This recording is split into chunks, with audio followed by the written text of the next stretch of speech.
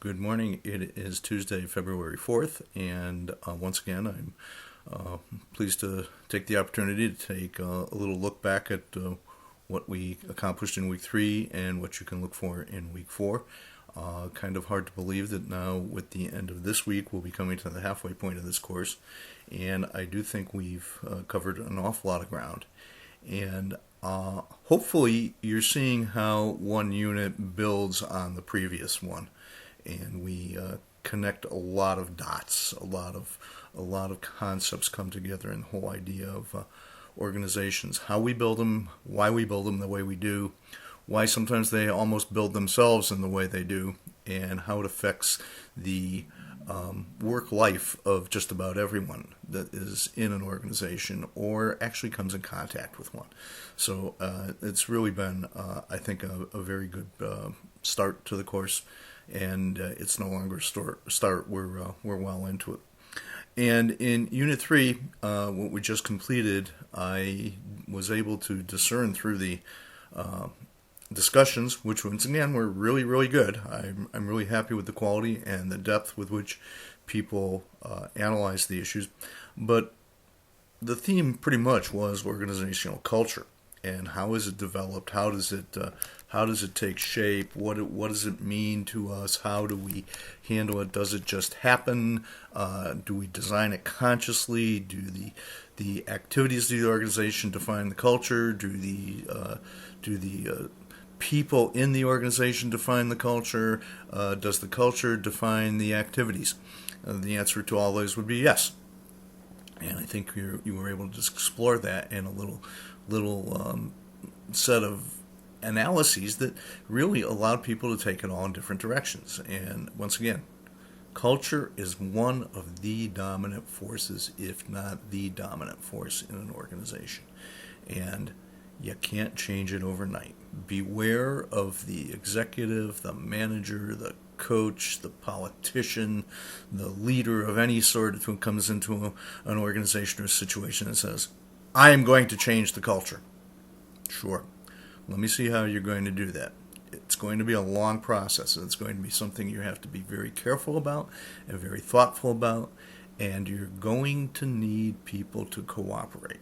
People don't mind change, but they do resist being changed, and that's something we need to remember.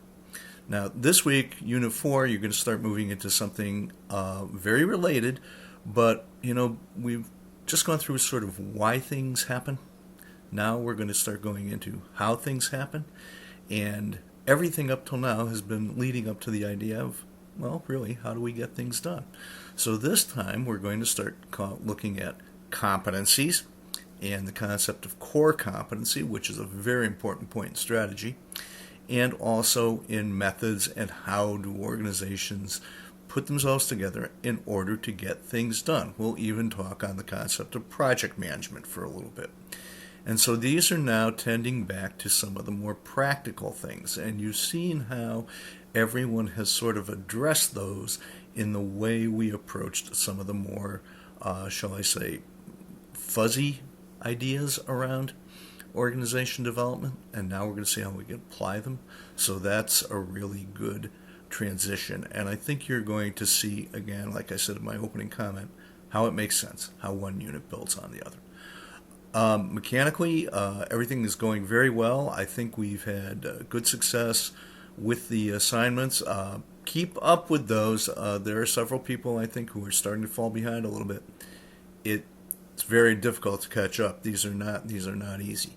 On the other hand, I think everyone is starting to get used to my type of commentary, my type of grading, the way I look at things, and I'm able to use the rubric that goes with each assignment and with the discussion with a little more, shall we say, independence from having to make comments. And so sometimes now you'll find I'm able to do things by saying, just go back to the rubric to check your score. Here's a brief comment. It may not be as in-depth as has come out in the past. That's simply because of familiarity, not because of any kind of laziness or not wanting to work at it. On the other hand, what it's all helped me do is, if you notice, I got the entire discussion board for Unit 3. All grades were posted into the Blackboard last night. by last night, so it's there. If anybody has any questions, people have been able to contact me. Once again, I reiterate that using email is the best. I do think I get back quickly enough, and some people have had circumstances change or had some questions about an assignment or how did we want to do something. Right thing to do. Contact me first. If you've got a question, let's get it answered. It solves a lot of problems and actually prevents more. So that's the kind of thing we want to do. I hope you're finding value in this course. As I said, one of my biggest goals anytime I teach, either on campus or online, is that I want people to walk away from the experience with at least the idea of once or twice, maybe during each unit, hopefully, but certainly during the entire course, of saying, gee, I never thought of it that way before. That's what we want to do, and we want to have this be something that you can understand, use, and apply in your work. And I think we're going in that direction. So thanks again for your attention, and I look forward to the week to come. Thank you.